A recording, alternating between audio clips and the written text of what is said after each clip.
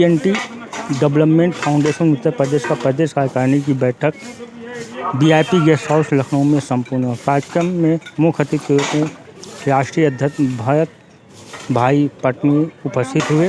प्रदेश अध्यक्ष कैलाश निषाद ने समाज की मांग को लेकर विभिन्न मुद्दे को रखा गया हमारे लिए, हमारे लोगों के नाम के लिए, जो हमारे पूर्वज रहे होंगे। हम लोग तो अभी पैदा ही नहीं हुए थे। जब ट्राइब शब्द जहां जुड़ता है वहां जनजाति शब्द आ जाता है। अब सवाल ये बनता है, जब हम ट्राइब्स जुड़े, हमारे लोग जुड़े, तो संविधान के अनुच्छेद 342 में हमें रखा क्यों नहीं गया? अगर आज हमारी जो पर आज चर्चा हुई और आगे की क्या कुछ रणनीति रहेगी उसके बारे में बताइए।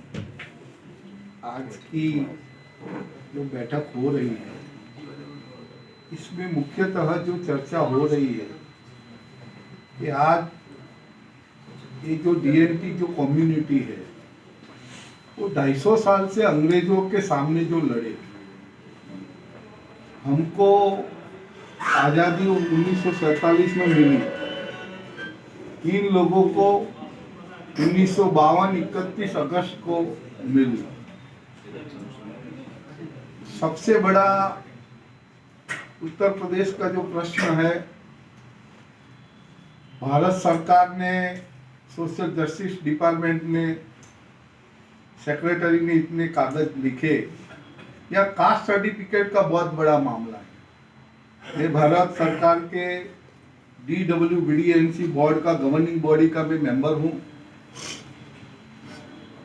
जो गरीबियों की योजना गरीबों तक पहुंचानी है, जब तक कास्ट सर्टिफिकेट नहीं बनेगा तब तक उन तक ये योजना नहीं पहुंच पाएगी। हमने हमारा जो DWBDNC बोर्ड की जो योजना है, जो आजीविका की जो योजना है, हमारे यूपी में भी हमने किया है, लेकिन सबसे बड़ी जो दिक्कत जो आ रही है वो कास्ट सर्टिफिकेट की आ रही है। भारत सरकार ने भी अपनी सूची बनाई हुई है कास्ट के बारे में, जो SC में आ रहे हैं DNT, जो ST में आ रहे हैं, और जो OBC में आ रहे हैं, और जो EWS में आ रहे हैं। 4 शेड्यूल है हमारा। जो SC में आ रहे हैं ऑब्लिक DNT करके सर्टिफिकेट देना चाहिए। जो ST में आ रहे हैं ऑब्लिक DNT करके सर्टिफिकेट देना चाहिए। जो OBC में आ रहे हैं इनको ऑब्लिक DNT करके देना चाहिए। और जो EWS जो फाइनेंशियली जो कमजोर है, तो इस तरह EWS का सर्टिफिकेट देना चाहिए। मुझे लगता है पूरे देश में गौमुंतुक जातियों के लिए बढ़ चढ़ के सर्टिफिकेट देने के लिए भारत सरकार, हमारे आदरणीय बड़ा प्रधान माननीय नरेंद्र मोदी जी ने इन जातियों का उत्थान के लिए DWBDNC बोर्ड की स्थापना किया। 200 करोड़ की राशि का प्रावधान किया।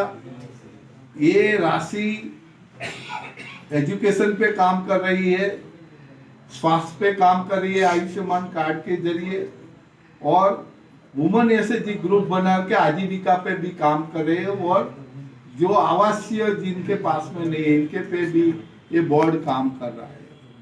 सबसे बड़ी जो दिक्कतें जो आ रही है कास्ट सर्टिफिकेट की आ रही है।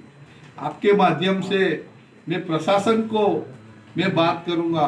हमने नेशनल लेवल की भी एक पूरे देश के सारे लोगों के दोनों मंत्री, हमारे डॉक्टर वीरेंद्र खटीक, रामदास आठवले, हमारे सारे मुख्य सचिव की हाजिरी में ये वर्कशॉप किया गया था। यहाँ यूपी गवर्नमेंट के महत्वपूर्ण चर्चाएं हुई और उनको किस प्रकार आगे लाया जाए, उनको भी मुख्य धारा में जोड़ा जाए, उसको लेकर आज बातचीत हुई है। उसको लेकर क्या कुछ कहेंगे? मैं कैलाश निषाद, प्रदेश अध्यक्ष DNT डेवलपमेंट फाउंडेशन। आज ये बैठक जो हमारा प्रदर्शन बना है उसके माननीय अध्यक्ष जी और जो हमारा भारत सरकार DNT बोर्ड बना है उसके माननीय सदस्य हैं, इनका स्वागत और इनका कल एक कार्यक्रम है जो विश्व का सबसे बड़ा संगठन है आरएसएस, और इस समाज की जो 1857 से लेकर के 1947 देश आज़ाद होने तक डीएनटी समाज ने अपनी कुर्बानी दी है और अंग्रेजों से लड़के इस देश को आज़ाद कराने में महत्वपूर्ण भूमिका निभाई है। इन जातियों पर क्रिमिनल एक्ट 1871 में क्रिमिनल एक्ट लगाया गया और उसके बाद देश आज़ाद 1947 में देश आज़ाद हो गया। उसके बाद 5 साल बाद इन जातियों को आज़ादी मिली। 31 अगस्त 1952 को इनको आज़ाद किया गया। माननीय हमारे तत्कालीन गृह मंत्री सरदार वल्लभ भाई पटेल जी ने जब इनकी पीड़ा समझी, वोटों से अधिकारों से इनको वंचित रखा गया। इनके 6 लाख लोग जेलों में उस समय बंद थे। बहुत बड़ी पीड़ा है।